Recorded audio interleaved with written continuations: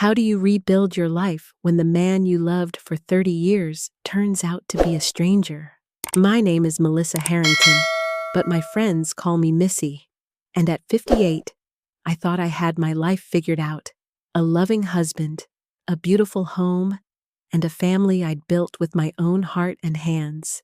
But last fall, on what should have been a joyful Thanksgiving, I uncovered a secret that shattered everything. My husband, Tim, had been hiding a second family for a decade, and he'd funneled $2 million of our savings to keep them in luxury. This is the story of how I was betrayed, not just by him, but by my sister-in-law, who knew the truth and chose to protect his lies. Subscribe to the channel and comment where you're watching from, because this story is about to take you on an emotional journey you won't soon forget. I've always been the one who holds things together. Growing up in a small town in Indiana, I was the girl who planned the family picnics and made sure everyone got home safe. When I met Tim at 25, he was charming, ambitious, a salesman with big dreams. We married a year later, settled in Indianapolis, and built a life I was proud of: a 3-bedroom house with a wraparound porch, a garden I tended every spring, and our daughter Samantha, who we call Sam. Tim traveled a lot for work, but I never minded. I filled my days with teaching at a local elementary school, hosting book club, and keeping our home warm for when he returned. I thought we were happy. My sister-in-law, Erica, was part of that happiness. She's Tim's younger sister, 55, with a quick wit and a glamorous streak I always admired. When she moved to Indianapolis after her own divorce, we became close, like real sisters. She'd drop by for wine and gossip, her laugh echoing through my kitchen as we swapped stories about Tim's childhood or Sam's latest adventures. Erica was family, the one I trusted to watch my back. I even helped her get back on her feet, lending her money for rent and co-signing her apartment lease. "Missy, you're a saint," she'd say, squeezing my hand. I believed her. Last November, I decided to host a big Thanksgiving at our house. It was a milestone. Our 30th wedding anniversary was just weeks away, and I wanted to celebrate with everyone we loved. I spent days planning my dining table covered with recipes and seating charts. I roasted a 20-pound turkey, made Tim's favorite pecan pie, and even bought a new dress, a deep burgundy, that made me feel elegant. The house smelled of sage and cinnamon, and I pictured us all around the table: Tim, Sam, and her husband Matt, their 2 kids, and Erica, laughing, toasting to family. I had a surprise planned too. Over the years, I'd quietly saved $300,000 in a separate account, a nest egg from my teaching bonuses and careful budgeting. I wanted to announce it at dinner, a gift to secure Sam's kids' future, and maybe fund a family trip to Hawaii, something Tim always promised, but never delivered. Thanksgiving morning, I woke up buzzing with excitement. I stood in my bedroom adjusting my dress in the mirror, imagining Tim's smile when I shared my surprise. As I set the table, the clink of china felt like a melody of hope. Sam and Matt arrived early, the kids racing through the living room. Erica showed up in a sleek black coat, her perfume sharp and expensive, and helped me arrange the centerpieces. "You've outdone yourself, Missy," she said, but her smile didn't reach her eyes. I brushed it off. Maybe she was just tired. Tim was late as usual, blaming a last-minute client meeting. When he finally walked in, his tie was loose, his face flushed. I kissed his cheek, ignoring the faint scent of unfamiliar perfume.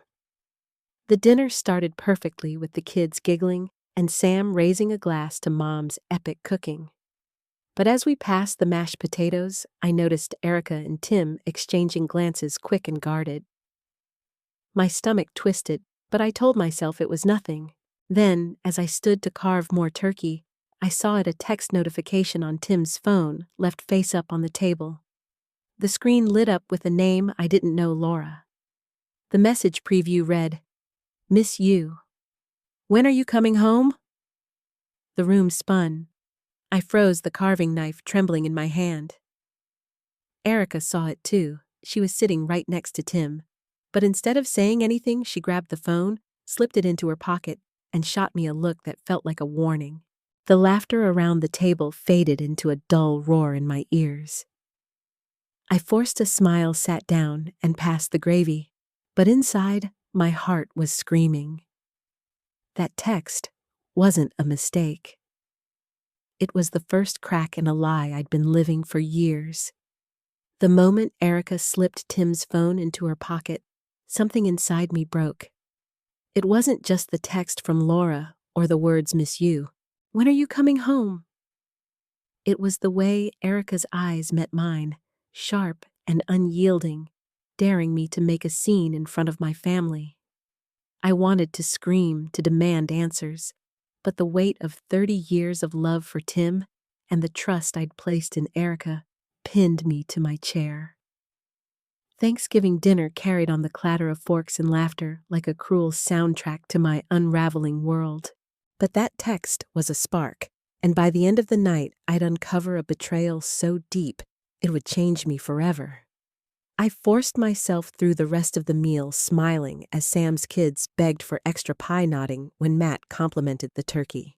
But my eyes kept drifting to Erica, who was now laughing too loudly, refilling wine glasses like nothing had happened. Tim was quieter than usual, his fingers twitching around his napkin. When the kids ran off to play and Sam started clearing plates, I excused myself to the kitchen, my heart pounding. I needed airspace, anything to stop the room from closing in. As I stood at the sink scrubbing a pan I'd already cleaned, Erica followed me in. "Missy, you okay?" she asked, her voice syrupy, like she was soothing a child.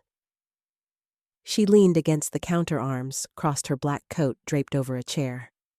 I could still smell her perfume, sharp and overpowering. I turned, gripping the sponge so hard my knuckles whitened. "Whose number was that on Tim's phone? Erica? Who's Laura?" My voice was low, trembling, but I held her gaze.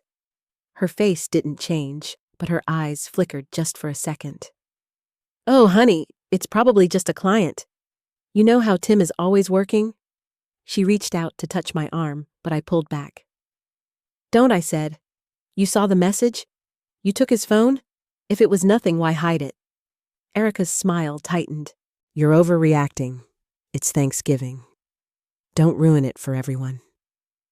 She turned to leave, but her words cut deeper than the knife I'd held at dinner. Ruin it? I'd spent days making this day perfect, and now I was the one ruining it. I didn't sleep that night. Tim came to bed late, claiming he'd been helping Matt with the kids. I lay there listening to his steady breathing, wondering how many nights he'd lied to me. The next morning, he left early for another client meeting, and I was alone in our house, the remnants of Thanksgiving half-eaten pie, crumpled napkins mocking me. I couldn't shake Erica's reaction the way she'd protected Tim. She knew something, and I needed to know what. I started small, checking the obvious places. Tim's laptop was password protected, but his desk drawer wasn't locked. Inside, I found a stack of bank statements, ones I'd never seen. We'd always shared accounts, or so I thought, but these were from a separate account in Tim's name. My hands shook as I scanned the numbers, withdrawals, transfers, thousands of dollars at a time, totaling over $2 million in the last 10 years. One transfer dated just last month was for $50,000 to an account labeled L. Bennett. Laura Bennett. The name burned into my mind. I sat there, the papers trembling in my hands, remembering the sacrifices I'd made. The vacations we didn't take because Tim said we needed to save. The nights I stayed up balancing our checkbook while he was on the road. I'd trusted him, believed every excuse while he was draining our future for someone else. But why was Erica covering for him? She'd been in my home, eaten my food, called me family. The betrayal wasn't just Tim's, it was hers too. I called Erica that afternoon, my voice steady, despite the storm inside me. "I need to talk. Can you come over?" She hesitated, then agreed, arriving an hour later in a sleek gray sweater. Her hair perfect, like she was walking into a boardroom, not my living room. "Missy, you look exhausted," she said, sitting on my couch, legs crossed. "What's this about?" I didn't sit. I stood holding the bank statements and dropped them on the coffee table. Who's Laura Bennett Erica? And why has Tim been sending her millions of our money? Her face froze, but only for a moment. Then she laughed a sharp, brittle sound. You're digging through his stuff now. Come on, Missy, this isn't you. Don't lie to me, I snapped. You knew about that text. You've been acting strange for months. Tell me the truth. Erica leaned back, her eyes narrowing. You want the truth? Fine. Laura's a friend of Tim's. She's been helping him with some investments. That's all. You're making a mountain out of nothing. Investments? I laughed, but it came out like a sob. $2 million, Erica. That's not nothing. That's our life savings. Why are you protecting him? She stood, her voice cold. Because he's my brother, Missy. And you're blowing this out of proportion. You've always been so dramatic, clinging to this perfect little life.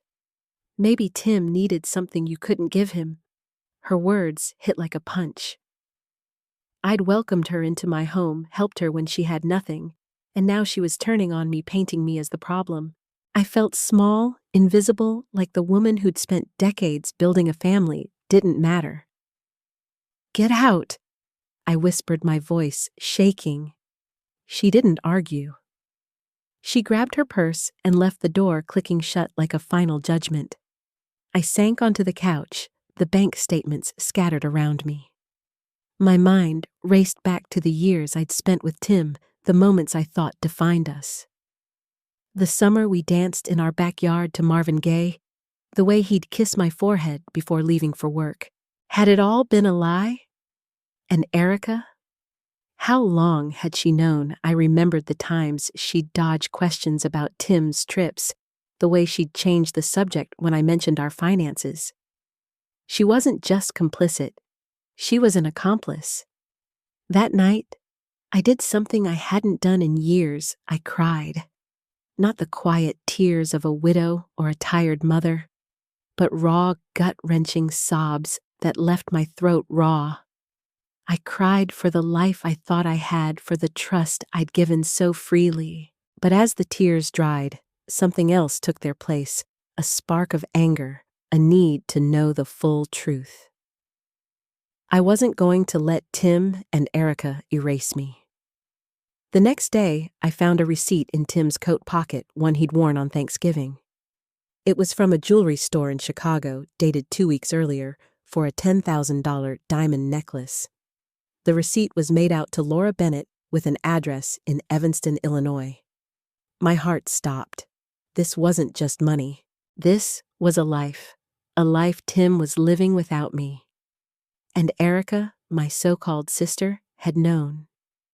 She'd sat at my table, eaten my food, and kept his secret. The betrayal cut deeper than I could have imagined, but it was that receipt, that small piece of paper, that lit a fire in me. I wasn't just a wife or a sister-in-law anymore. I was a woman who'd been lied to for too long, and I was going to find out why.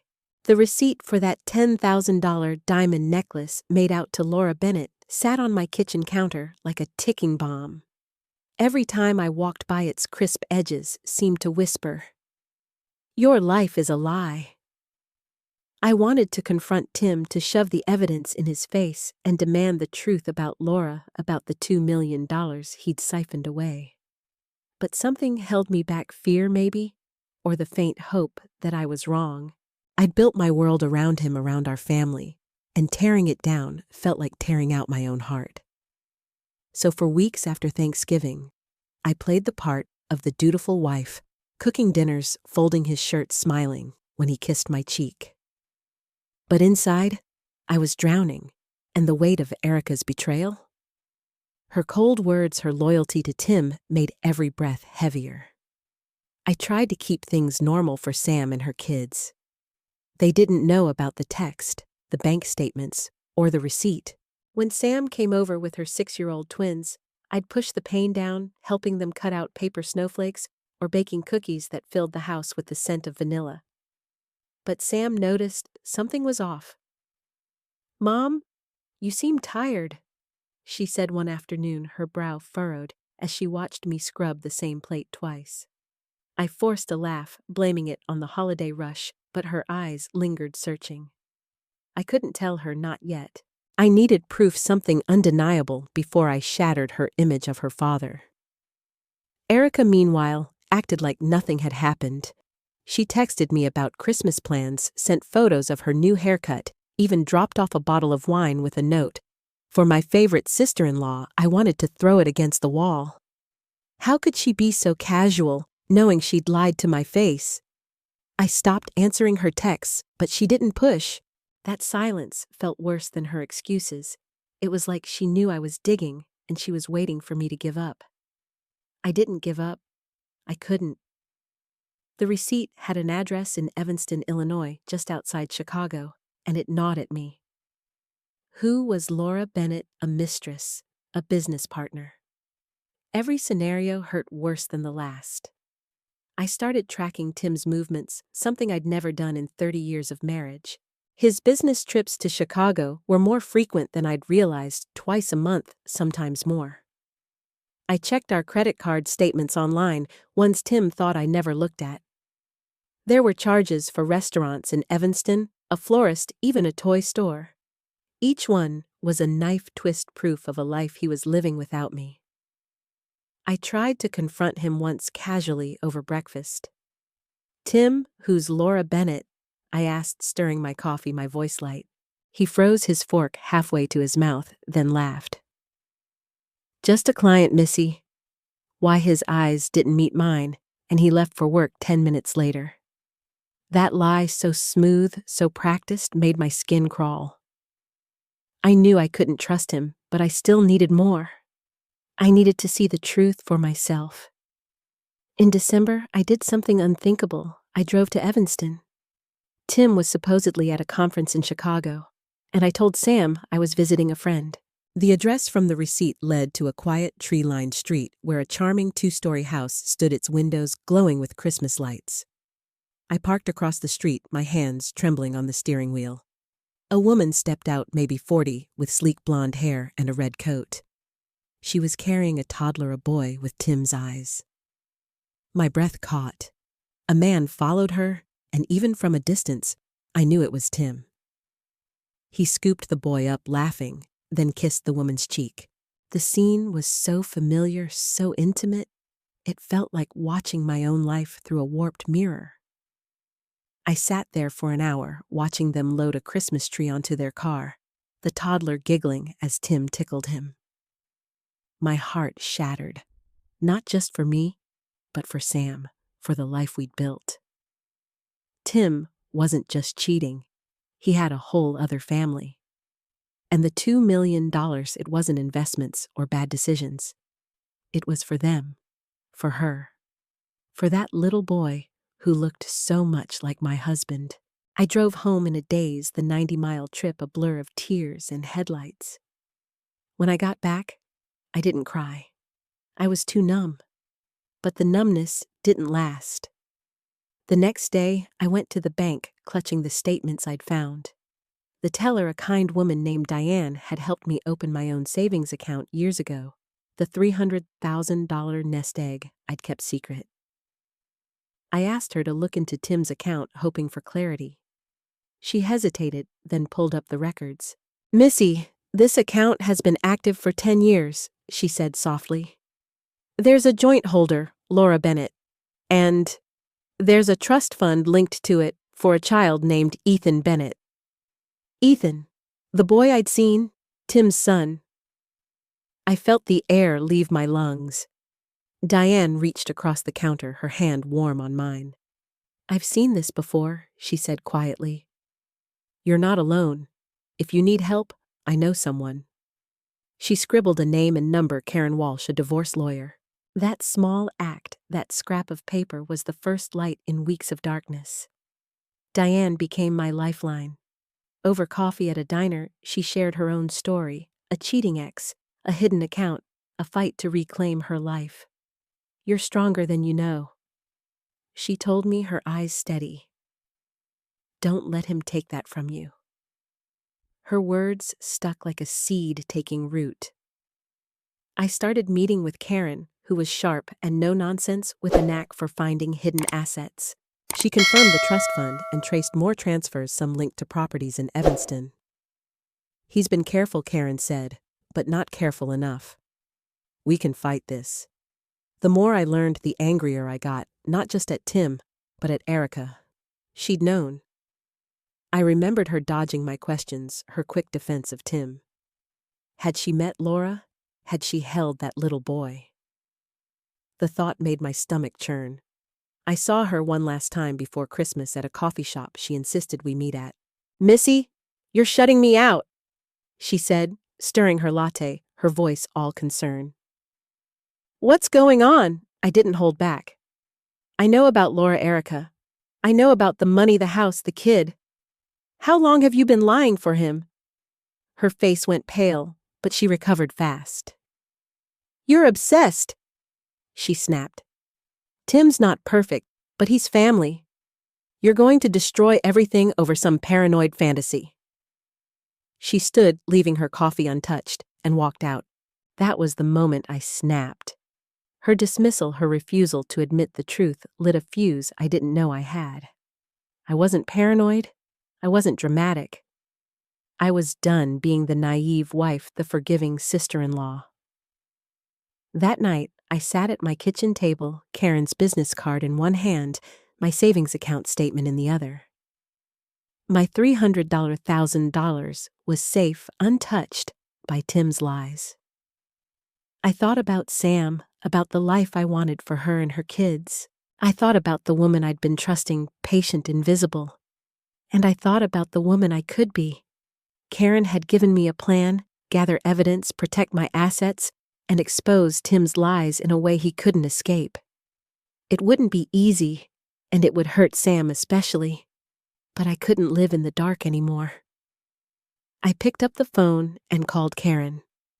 "I'm ready," I said, my voice steady for the first time in months. "Let's make him pay." The decision to fight back crystallized in that late-night phone call to Karen, my lawyer. For weeks, I'd been suffocating under the weight of Tim's lies and Erica's complicity. But now, with my $300,000 nest egg secure and Karen's plan in my hands, I felt a spark of something new: control. I wasn't the naive wife anymore, blind to the $2 million Tim had funneled to Laura Bennett and their son Ethan. I wasn't the forgiving sister-in-law swallowing Erica's insults to keep the peace. I was a woman ready to tear down the facade Tim had built and make him face the wreckage of his choices. By mid-January, I was ready to act, and the move I made would change everything. Karen had been meticulous, gathering evidence like a detective in a noir film. She'd tracked Tim's hidden accounts, the trust fund for Ethan, and even a condo in Evanston titled to Laura. But the key was timing. "We hit him where it hurts," Karen said, her voice steady over coffee at her office. "His money, his reputation, his control? But we do it legally, and we do it fast." She suggested a public confrontation, one that would expose Tim's double life while protecting my financial stake. The opportunity came sooner than I expected. Tim's company gala, a black tie event in downtown Indianapolis, where he'd be honored as Salesman of the Year. It was perfect: his colleagues, his clients, his world all in one room. I spent the week before the gala preparing, my hands steady, but my heart racing. Karen helped me draft a statement, a concise, devastating summary of Tim's betrayal, backed by bank records and the Evanston address. I hired a private investigator to confirm Laura's identity, and he delivered photos of her and Ethan, along with Tim's second phone, one he kept in a locked briefcase. The phone's call log showed daily calls to Laura, some late at night when I'd been asleep in our bed. Each piece of evidence was a brick in the wall I was building, and I was ready to bring it crashing down. The night of the gala, I stood in my bedroom, slipping into a sleek black dress I hadn't worn in years. It hugged my curves, a reminder of the woman I'd been before Tim's lies dimmed my light. I looked in the mirror, my reflection sharp and determined. This wasn't just about revenge. It was about reclaiming my life. I tucked the envelope of evidence into my clutch. Karen's statement folded neatly inside and drove to the venue, a glittering hotel ballroom where chandeliers cast golden light over tuxedos and gowns. Tim was already there, working the room, his laugh booming as he shook hands. Erica was at his side, stunning in emerald green, her smile as polished as ever. She spotted me first, her eyes narrowing, but Tim didn't notice until I was halfway across the room. "Missy," he called, his voice too bright. "You made it." He leaned in for a kiss, but I stepped back, my expression cold. "I wouldn't miss it," I said, my voice steady. Erica's smile faltered, and I saw her grip her champagne flute tighter. The room buzzed with conversation, but I felt a strange calm like the air before a storm. The ceremony began, and Tim took the stage to accept his award, a glass trophy gleaming under the spotlight. He thanked his team, his clients, and then with a practiced smile he said, "And to my wife Missy, for always being my rock." The crowd applauded, but his words felt like a mockery, a final lie to the woman he'd betrayed. I stood my heels clicking on the marble floor as I walked to the stage. The room hushed, sensing something was off. Tim's smile froze, his eyes darting to Erica, who was half rising from her seat. I took the microphone from his hand, my grip firm. "Thank you, Tim," I said, my voice clear, carrying to every corner of the ballroom. "But I'm not here to celebrate you. I'm here to tell the truth." I opened the envelope, holding up the bank statements. For 10 years, Tim Harrington has been living a double life. He's funneled $2 million of our savings to another woman, Laura Bennett, and their son, Ethan, in Evanston, Illinois. He's bought them a house, a car, even a diamond necklace, while lying to me, to our daughter Sam, and to all of you. I paused, letting the words sink in. The room was silent, faces stunned, and his sister Erica knew. She covered for him, lied to my face, and called me paranoid when I asked for the truth. Tim lunged for the microphone, his face red. "Missy, stop this. You're embarrassing yourself." But I stepped back, holding the mic out of reach. "No, Tim," I said. "You're the one who's finished." I dropped the envelope papers scattering across the stage and walked off, my head high. The crowd parted, whispers rising like a tide. I felt their eyes on me, but for the first time in months, I didn't feel small. I felt free. Outside, the cold January air hit my face, but it couldn't touch the fire inside me. I'd done it, exposed Tim's lies in front of everyone who mattered to him. My phone buzzed as I reached my car, Karen texting, "You were incredible. We're ready for the next step." But then I saw Tim storming out of the hotel, Erica trailing behind. "Missy," he shouted, his voice raw. "How could you do this? You've ruined me." I turned, my voice calm but razor sharp. "You ruined yourself, Tim. And you, Erica, you chose him over me. Live with that." I got in my car and drove away, their shouts fading in the rearview mirror.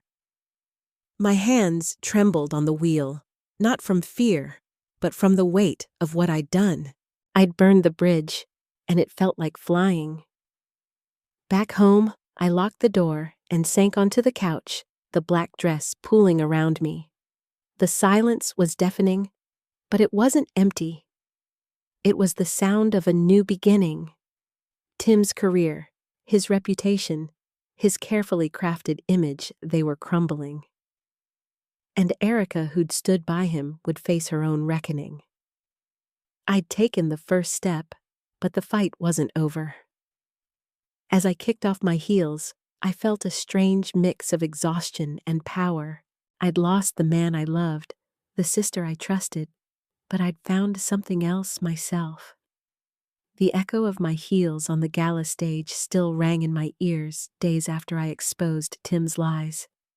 I'd stood in front of his world, his colleagues, his clients, his sister Erica, and laid bare his $2 million betrayal, his secret family with Laura Bennett and their son Ethan. Driving away from the hotel that night with Tim's shouts fading behind me, I'd felt a rush of freedom, like I'd finally broken the chains of his deception. But freedom came with a cost. The days that followed were a storm of consequences, as Tim and Erica fought back desperate to salvage their crumbling facades. Yet in that chaos, I found new allies, new strength, and a clearer sense of who I was meant to be. The morning after the gala, my phone was a battlefield. Missed calls from Tim, voicemails ranging from rage to pleading, and a single text from Erica. "You've gone too far, Missy. You'll regret this." I didn't respond. Instead, I called Karen, my lawyer, who was already fielding calls from Tim's attorney. "He's panicking," she said, her voice calm but triumphant. "His company's launching an internal review and clients are pulling out." You hit him hard. She'd filed for divorce on my behalf, citing infidelity and financial fraud, and moved to freeze Tim's remaining accounts. My $300,000 nest egg safely tucked away was untouchable, but we were fighting for my share of what was left of our joint assets. Tim didn't go quietly. He showed up at our house the next day, banging on the door while I sat inside, heart pounding. "Missy, let me in," he shouted. "We can fix this." "You don't understand." I didn't open the door. Through the window, I saw his face red, desperate, a stranger's face. He left after an hour, but not before slipping a note under the door. "I'm sorry. I never meant to hurt you. Let's talk." I tore it up, the pieces fluttering to the floor like ash. His apologies were as empty as his promises had been for 10 years. Erica was worse. She didn't come to the house, but she weaponized our social circle. At my book club, women I'd known for years whispered behind their wine glasses, their eyes avoiding mine. I overheard one say, "Erica told me Missy lost it, humiliated Tim for no reason. She'd spun a story painting me as unhinged, a jealous wife inventing scandals." I left early, my cheeks burning, but I didn't cry. I called Diane, the bank teller, who'd become my confidant, and met her at our usual diner. Over greasy fries, I poured out the story of the gala, Erica's betrayal, everything. "She's scared," Diane said, dipping a fry in ketchup. "People like Erica thrive on control. You took that away, and now she's scrambling." Diane had been through her own war with an ex, and her strength grounded me. She introduced me to her friend Lisa, a therapist who ran a support group for women rebuilding after betrayal.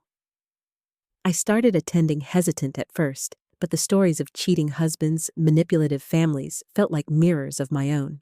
These women, some my age, some younger, became my anchor. Lisa, with her warm smile and sharp insights, helped me see I wasn't just a victim.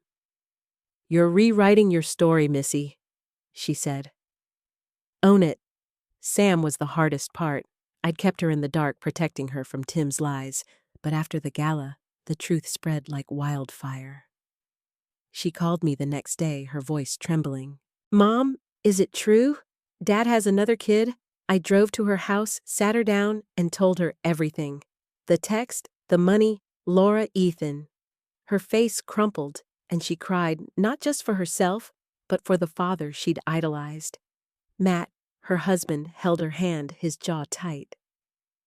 "I'm so sorry, Sam," I said, my voice breaking. "I didn't want you to find out like this." She hugged me, her tears soaking my sweater, and whispered, "I'm glad you told the truth, Mom. I hate him." It broke my heart, but her support, her love, was a lifeline. We agreed to face this together, no more secrets. Tim's next move came a week later, a lawsuit. His lawyer claimed I'd defamed him at the gala, demanding $500,000 in damages. Karen laughed when she read the filing. "It's a bluff," she said. "He's got no case, and we've got evidence." She countersued, seeking restitution for the $2 million and punitive damages for emotional distress. The legal battle was draining, but Karen was a pit bull, uncovering more of Tim's financial trail, offshore accounts, fake invoices, even payments to Erica for consulting she never did. That last detail stung. Erica hadn't just known about Laura. She'd profited from Tim's lies, taking thousands while smiling at my dinner table. I confronted Erica one last time at her apartment. I didn't call ahead, I just showed up, my anger carrying me to her door. She answered in a silk robe, her face pale, without makeup. "Missy, what do you want?" she asked, her voice weary. "The truth," I said, stepping inside before she could stop me. "You took money from Tim, didn't you? While you lied to me, called me family?" "Why?" She crossed her arms, her eyes hard. "I needed it, okay. Tim helped me out. You don't get to judge me, you had everything." Her voice cracked, revealing a flicker of guilt, but it vanished quickly. "You humiliated him, Missy. You're the one who tore this family apart?" "No," I said, my voice low. "You and Tim did that, and I'm done letting you rewrite the story." I left her silence louder than any argument. That moment, walking away from her, clarified something. Erica wasn't just protecting Tim. She was protecting herself, her own survival tied to his lies. It didn't excuse her, but it made her smaller, less powerful in my mind. I threw myself into rebuilding. With Karen's help, I secured a temporary court order to protect my assets, including the house. I started volunteering at Lisa's community center, teaching art classes to kids, something I'd loved as a teacher, but abandoned during my marriage. The kids' laughter, their messy paintbrushes, reminded me of Sam's twins, of the life I still had. I grew closer to Diane and the women from the support group, hosting dinners, where we shared stories and laughter, not just pain. These weren't blood family, but they were mine, chosen and true. One evening, while sorting through old photos for the divorce proceedings, I found a letter from Tim written early in our marriage. "Missy, you're my home," it read. I waited for the ache, but it didn't come. Instead, I felt pity not for him, but for the version of me who'd believed him. I burned the letter in the backyard, the flames curling the edges, until it was gone. That act, small but deliberate, was a promise to myself, no more looking back. As winter thawed into spring, I stood stronger, but the fight wasn't over. Tim's lawsuit loomed, and Erica's whispers still poisoned my old circles. Yet with Sam by my side, Karen in my corner, and new friends filling my life, I felt ready. I wasn't just surviving, I was building something new, something Tim and Erica couldn't touch. And in that quiet moment, watching the ashes of Tim's letter drift away, I knew I was done being their victim. It was time to face them one last time and show them who I'd become. The ashes of Tim's letter burned in my backyard marked the end of the woman I used to be.